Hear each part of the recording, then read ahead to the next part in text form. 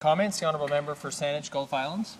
Thank you, Mr. Speaker. It hadn't been my intention to mention the ongoing bombing in Libya, but 70% of Canadians oppose that as well. I just wanted to ask the Honourable Member for Bruce Grey Owen Sound. I agree that Canada Post is really more essential in the lives of rural residents. I'm from a rural community myself, and what a larger concern around Canada Post is whether the federal government is really committed to keeping a public service for all regions of the country. Canada Post has lost some of its most profitable divisions against companies like Purolator and FedEx. I think that this debate about the back-to-work legislation could rise to a level of analysis to say, how do we protect Canada Post? How do we keep it public? How do we ensure we have rural service? And can't we compromise in this place to have back-to-work legislation that doesn't undermine the workers in that great union? Thank you.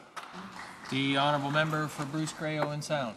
Well, thank you, Mr. Speaker. And I think in a roundabout way that the member who's been to my riding a few times, we may agree on one thing, and that's the fact that we do care about these workers.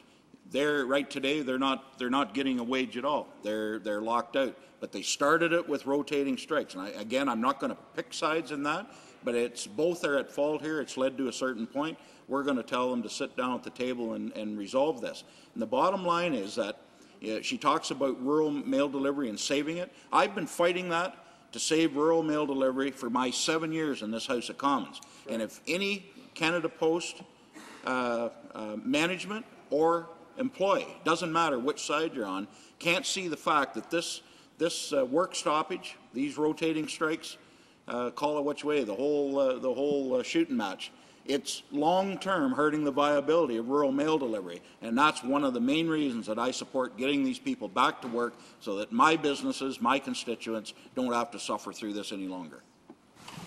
Resuming debate, the Honourable Member